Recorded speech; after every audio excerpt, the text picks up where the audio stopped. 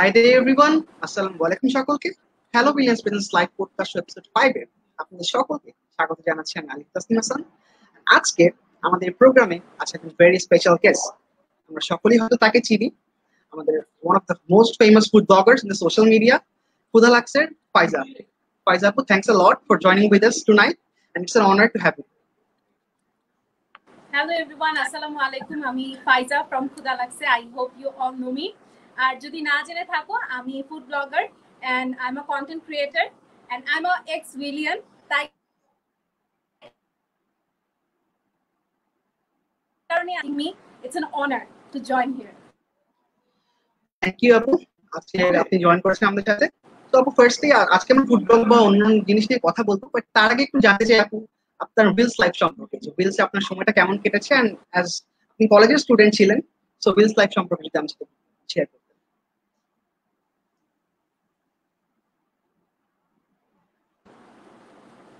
আরেকবার আপু, আজকে আমরা ফুড ব্লগ নিয়ে কথা বলবো, বাট তার আগে একটু আপু তোমার উইলস লাইফ সম্পর্কে জানতে চাই। উইলসে তোমার কলেজ লাইফ কেমন কেটেছে, কলেজ লাইফের যদি কোনো ইন্টারেস্টিং ঘটনা আমাদের সাথে শেয়ার করতে। হ্যাঁ, ফার্স্ট অফ অল আমি মানে উইলসে তেমন একটা সময় পাই নাই আসলে, সত্যি কথা যেটা। আমি যেহেতু শুধু কলেজ টাইমটা ওখানে পার করেছি, তো 1.5 থেকে 2 বছর আমি উইলসে কাটাতে পারছি। বাট আমার জন্য খুব মজার ছিল, কারণ আমি তেমন কোনো বড় স্কুল থেকে আসি নাই, কিন্তু উইলসটা আমার জন্য অনেক বিশাল একটা মানে কলেজ ছিল, আর এই জিনিসটা আমার জন্য অনেক ইন্টারেস্টিং ছিল। আর আমার বাসা যেহেতু মিরপুরে, তো মিরপুর থেকে কাকরাইল যাওয়া আসা করাটাও কিন্তু খুব কঠিন। তো ওই টাইমটা গেছে মানে খুব রাশের মধ্যে গেছে, মনে হলো যেমন একদম একদিনের মধ্যে আমার কলেজ লাইফ শেষ।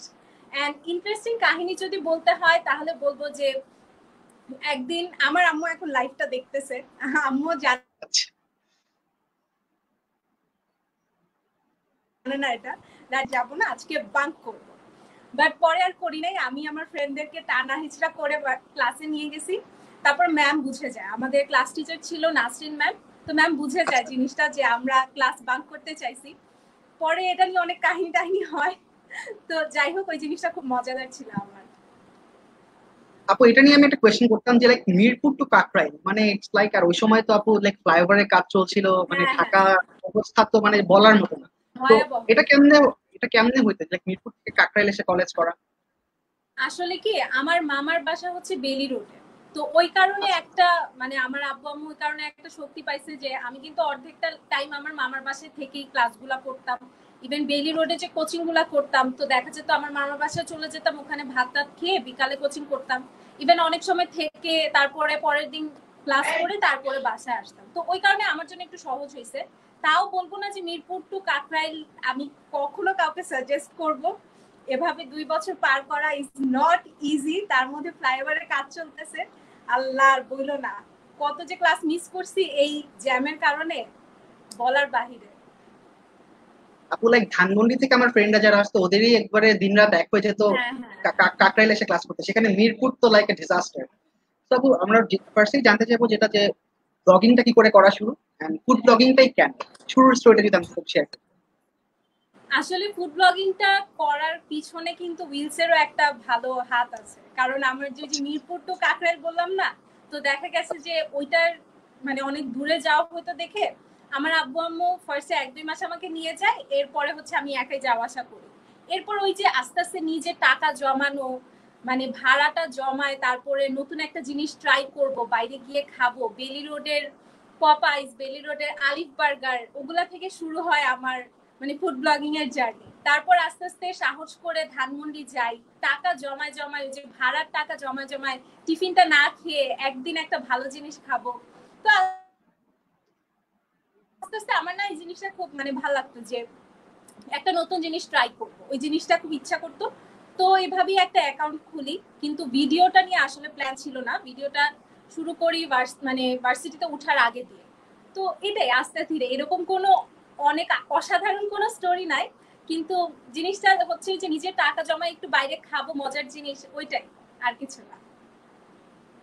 আপু, সবকিছুতে আমরা দেখি লাইক আমাদের সোসাইটিতে মেয়েদের একটা পিছুটান থাকে, সেটা হোক স্পোর্টস, হোক মিডিয়া, হোক ব্লগিং, এভরিথিং। তোমার ক্ষেত্রে কি কি পিছুটান গুলো ছিল বা কি কি আসলে অবস্টাকেল গুলো তুমি ফেস করেছিলে ব্লগিং শুরু করার সময়, যে লাইক এই হ্যাঁ জিনিসগুলোর জন্য অবশ্যই। আসলে তোমার মনে হয়েছিল লাইক যে আমি করবো না, বাট আলটিমেটলি? হ্যাঁ ডেফিনেটলি। আসলে আমাদের দেশে তো মানে এখনো বলতে গেলে মানুষের মেন্টালিটি অনেকেরই বদলায় নাই, যে মেয়ে মানুষ রাইট। বাইরে যাবে, মেয়ে মানুষ বাইরে গিয়ে কিছু করবে, এই জিনিসটা অনেকেই মেনে নিতে পারে না। 50% পপুলেশনই এখন মেনে নিতে পারে না। কিন্তু দেখা যায় যে আমি যেরকম সাপোর্ট পাইছি, আমি কখনো আশা করি নাই যে মানুষ আমাকে সেভাবে সাপোর্ট করবে। অনেক অবস্ট্রাকলস ছিল, যেমন মানুষ কমেন্ট করতো যে মেয়ে মানুষ বাইরে গিয়ে খাওয়ার কি আছে, মেয়ে মানুষ বাসায় রান্না করে খাও না। আবার আমি হিজাব পরা, হিজাব পরে ক্যামেরার সামনে আসার কি আছে, হিজাব পরে বাসায় বসে থাকো না। এগুলো তো অনেক ফেস করছি, কিন্তু জিনিসটা কি, যতটুকু না আমি মানে বাধা ফেস করছি, এর থেকে বেশি আমি সাপোর্ট পাইছি। এই কারণেই আমি আসলে আরো ইন্সপায়ার্ড ফিল করছি, আরো মানে ভালো ফিল করছি যে হ্যাঁ এইসব মানুষের জন্য আমার কাজ করতে হবে, যারা আমাকে পছন্দ করতেছে, যারা আমার কন্টেন্টটা পছন্দ করতেছে।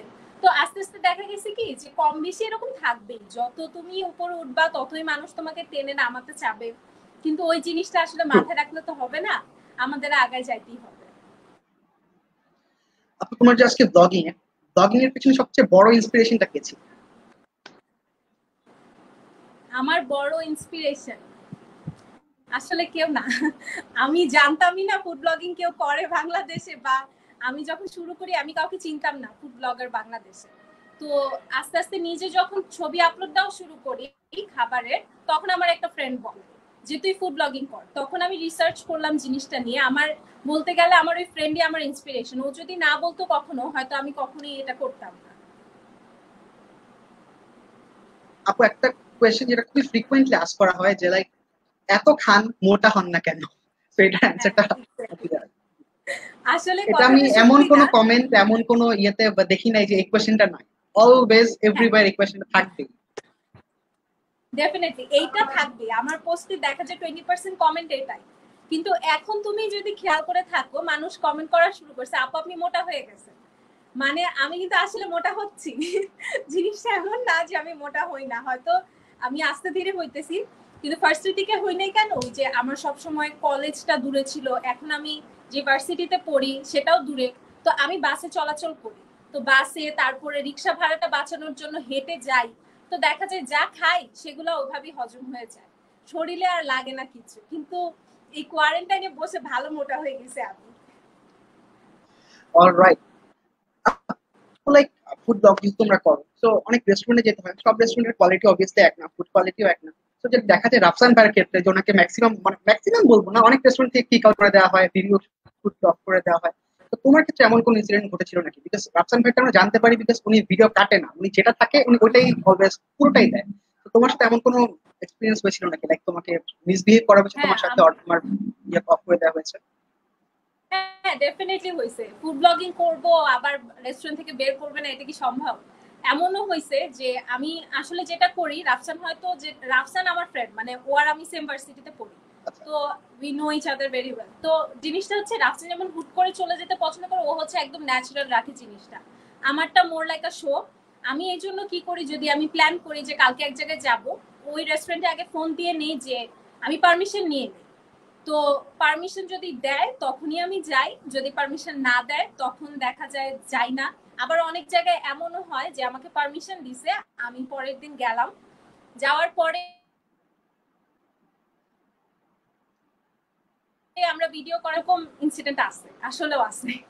এন্ড ওইটা খুবই মানে খুব কষ্টকর একটা ইনসিডেন্ট। আমি ওই ভিডিও রেকর্ড গুলা পরে আর আপলোড করি না এই কারণে, কারণ ওরা চায় না যে ভিডিওগুলা ওদের আপলোড হোক। অলরাইট।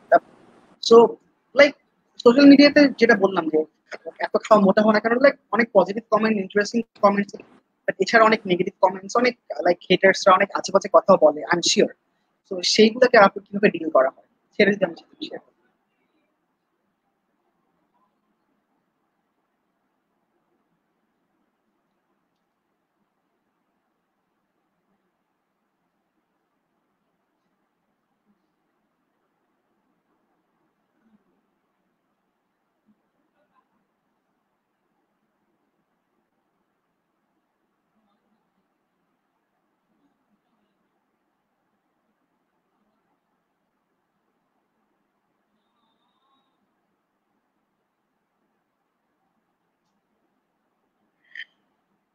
Is everything okay?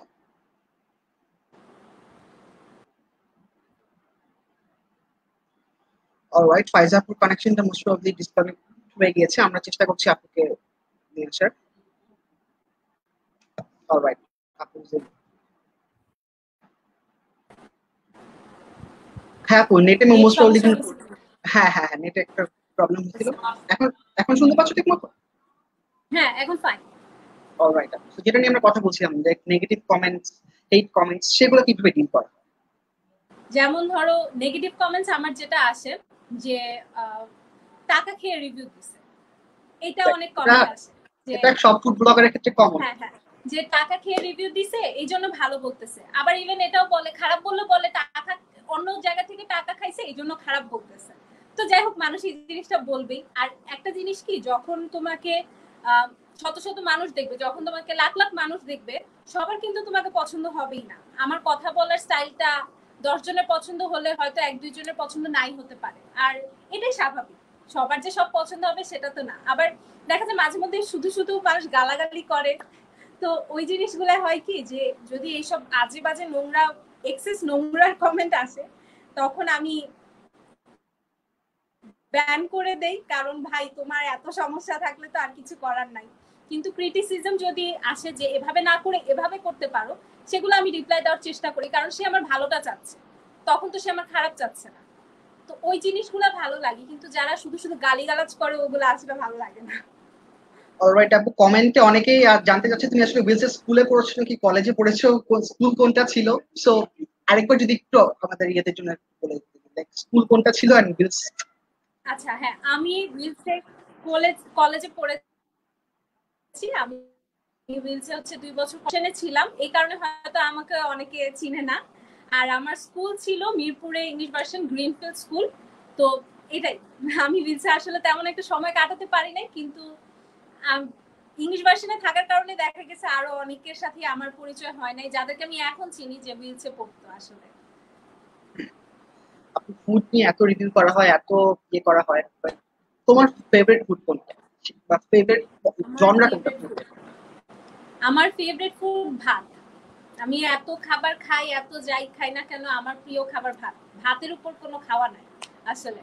মানে আমি এত বাইরে খাই না কেন, আমার আম্মু বাসা আসার পর আবার ধরে আমাকে ঠিকই খাওয়াই দিবে ভাত। মানে আম্মুর কথা হলো বার্গার খেয়ে কিছু কোনো পেট ভরে না, ভাত না খাওয়া পর্যন্ত পেট ভরে না। সো ছোটবেলা থেকে আমি এমনও দিন গেছে আমি 4 বেলা ভাত খাইতাম। তো ওই কারণে দেখা গেছে আমার প্রিয় খাবার সবসময় ভাত। এছাড়া যদি বাংলাদেশি বাদ দিয়ে বলি, আমার মেক্সিকান ফুড খুব ভালো লাগে, বা অথেন্টিক চাইনিজ ফুডটাও খুব মজা। এত আপু রেস্টুরেন্ট রিভিউ করা হয়েছে, এত কিছু করা হয়েছে, লাইক আমাদের ঢাকা শহরের বাইরে আপু তোমার রিভিউ গুলো আমরা কেন পাচ্ছি, সেটা কারণ অনেকেই আমি জানতে চেয়েছিল। বাসা থেকে পারমিশন পাই না ঢাকার বাইরে যাওয়ার। সহজ কথা, আমাকে বাসা থেকে পারমিশন দেয় না। আমি এখনো বহুত ছোট, হয়তো আমাকে অনেকে মনে করে আমি খুব গ্রাজুয়েশন কমপ্লিট করে ফেলছি, আসলে আমি ভার্সিটি সেকেন্ড ইয়ারে। তো তা আমাকে বাসা থেকে আসলে পারমিশন দেওয়া হয় না যে ঢাকার বাইরে গিয়ে তারপরে আমি ফুড রিভিউ করব। অনেক চান্স ছিল, অনেক মানে ইচ্ছা ছিল, বাট যাওয়া হয় নাই। ইনশাল্লাহ আমি মানে প্ল্যান করতেছি যাব। শুধু ঢাকার বাইরে না, আমার ইচ্ছা আছে পুরো ওয়ার্ল্ড ওয়াইড ক্ষুধা লাগছে কে নিয়ে কাজ করব। বাংলাদেশি ফুড ব্লগার যারা আছে লাইক রাফসান ভাইয়া, তারপর পেটু কাপলের রাসিফ ভাইয়া, আদনান ভাইয়া, তাদের মধ্যে আপু বন্ডিংটা কিরকম ইউটিউব ফুড ব্লগিং কমিউনিটির মধ্যে? অনেস্টলি আমি যদি বলি যে ফুড ব্লগিং কমিউনিটিতে যে বন্ডিংটা সেটা হয়তো খুবই ভালো। মানে বাংলাদেশে এরকম বন্ডিং কোনো কমিউনিটির মধ্যে, আমাদের মধ্যে কোনো কম্পিটিশন যে আমার আগে করতে হবে বা ও এটা করে ফেললে আমি করতে পারবো না, এই জিনিসটা নাই। মানে মেইনলি হচ্ছে রাসিফ ভাইয়া আর রাফসান, আমাদের তিনজনের মধ্যে যে বন্ডিংটা সেটা খুবই ভালো। রাসিফ ভাইয়া আমার বড় ভাই হিসাবে আমাকে অনেক অনেক হেল্প করছে, অনেক। আই ডোন্ট নো রাসিফ ভাই দেখতেছে কিনা, but he is a very good person. আর রাফসান খুব মজার একটা মানুষ। অলরাইট, না আপু তোমাদের তিনজনেরটা মানে কমপ্লিটলি অন্যরকম। রাফসান ভাইয়া kind of entertainment, jokes, fun, মজা নিয়ে করে।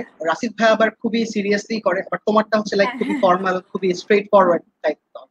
এক একজনের তো এক এক রকম দেখে আসলে সবাই সবাইকে হেল্প করতে পারে। Obviously obviously.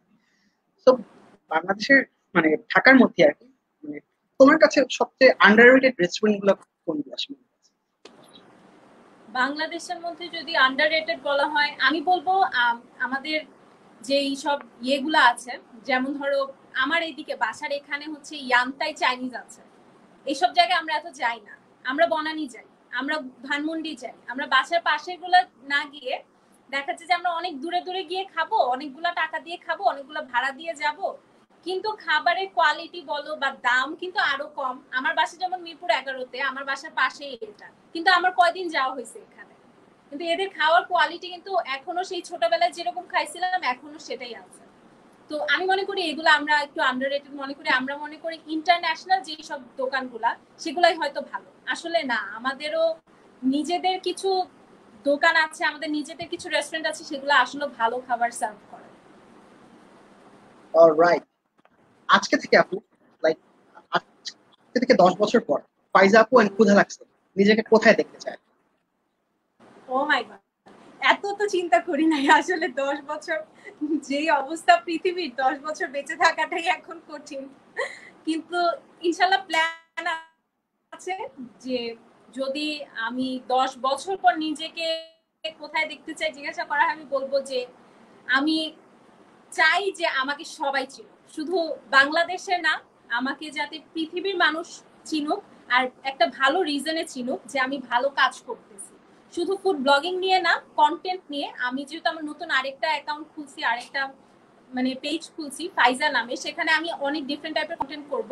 আমি চাই মানুষকে ভালো কন্টেন্ট দিতে, আর মানুষ যাতে আমাকে ওভাবেই চিনে যে না, হ্যাঁ মেয়েটা ভালো ভালো কন্টেন্ট দেয়, যেটাতে মানুষ খুশি হবে, যেটাতে আমি মানুষকে এন্টারটেইন করতে পারবো।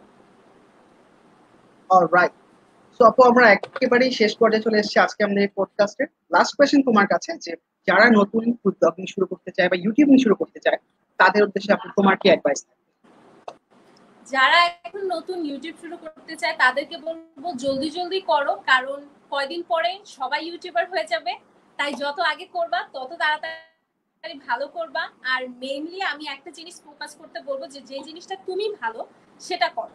মানে এখন এই জিনিসটা উঠতেছে দেখে, যে এখন ফুড ব্লগিং উঠতেছে দেখে যে ফুড ব্লগিংই করতে হবে, তা কিন্তু না।